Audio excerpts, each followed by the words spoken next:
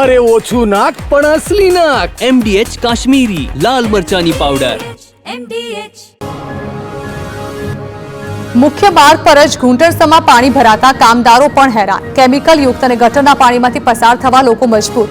તંત્ર દ્વારા ગટર લાઇનની યોગ્ય સાફ સફાઈ ન કરાતા સમસ્યા. વરસાદ બંધ થતા પાણી ન ઓસરતા લોકોને ભારે હાલાકી.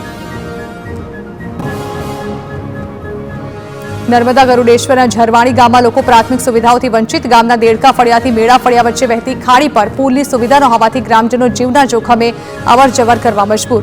ગામના લોકોએ ભેગા મળી વિસ્ફોટ ગોઠવી અવરજવરની કામચલાઉ વ્યવસ્થા ઊભી કરી. ગામની ખાડી ઉપર પુલ કે કોઝવે જેવું નાળું બનાવવામાં આવે તેવી માંગ. નવસારીના બોરસી અને દીપલા ગામનું દરિયાઈ પાણીથી થયું ધોવાણ. ગામોમાં પ્રોટેક્શન વોલ ન હોવાથી લોકોને હાલાકી. દરિયાના પાણી ગામમાં ઘૂસવાની ભીતિ. ભરતી સમયે મકાનોમાં ઘૂસી જાય છે દરિયાનું પાણી. ગામોમાં પ્રોટેક્શન વોલ બનાવવાની લોકોની માંગ. દ્વારકાની કલ્યાણપુર પોલીસે દરિયામાં ફસાયેલા લોકોનું કર્યું રેસ્ક્યુ. મોટા આસોટા પાસે દરિયામાં 3 લોકો ફસાયા હતા. પાણીનો પ્રવાહ એકદમ વધી જતા લોકો અટવાઈ ગયા હતા. પોલીસે બોટની મદદથી દરિયામાં ફસાયેલા લોકોને બચાવ્યા.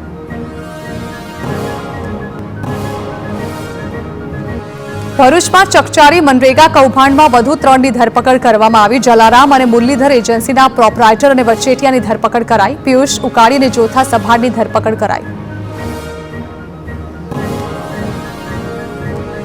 ગીર સોમનાથના જ શર્મન સોલંકીની પણ પોલીસે કરી ધરપકડ. બંને એજન્સીઓ હીરા જોટવા સાથે જ સંકળાયેલા હોવાનું બહાર આવ્યું. મનરેગા કૌભાંડમાં અત્યાર સુધી કુલ 6 લોકોની ધરપકડ. ભરૂચ મનરેગા કૌભાંડ મામલે આપના ધારાસભ્યની સીબીઆઈ તપાસની માંગ. ચૈતર વસાવાએ સીબીઆઈ તપાસ કરાવવાની કરી માંગ. કૌભાંડથી એકઠા કરાયેલા પૈસા હવાલાથી લંડન મોકલાયાનો મોટો આરોપ.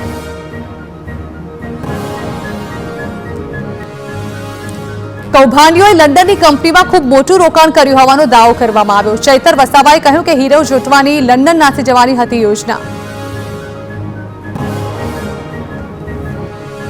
રાજકોટ શહેરમાં સૌથી મોટું જમીન કૌભાંડ આચરાયાની આશંકા. મહિકા ગામની સીમમાં શિવમ પાર્ક નામે બનાવી દેવાઈ સોસાયટી. સરકારી જમીન પર 200 મકાનોની સોસાયટી બની.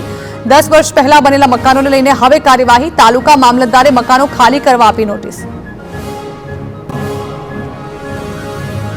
30 કરોડ રૂપિયાની 2.5 એકર જમીન પર મકાનો બાંધવામાં આવ્યા. મુકેશ પટેલ નામના વ્યક્તિએ કર્યું હતું બાંધકામ. બાંધકામ કરનારા મુકેશ પટેલનું મૃત્યુ થયું હોવાનું બહાર આવ્યું. 7 થી 8 લાખ રૂપિયામાં મકાનો ખરીદ્યા હોવાનું ખુલ્યું.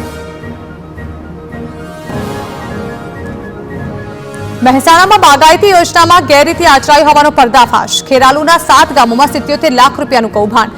4 વીઘાને બદલે 1 વીઘા જમીનવાળાને 400 રોપા આપ્યાનો આક્ષેપ. ખેડૂતોને ક્રાઇટેરિયા વગર આડેધડ આંબા આપ્યા હોવાનો આરોપ.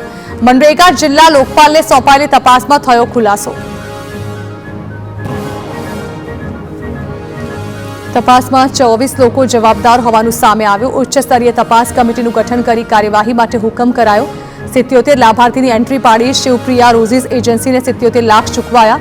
રોપાના રૂપિયા લાભાર્થીના ખાતામાં જમા ન થયા હોવાનો દાવો. સમગ્ર મામલે જિલ્લા લોકપાલ દ્વારા તપાસ રિપોર્ટ સોંપાયો.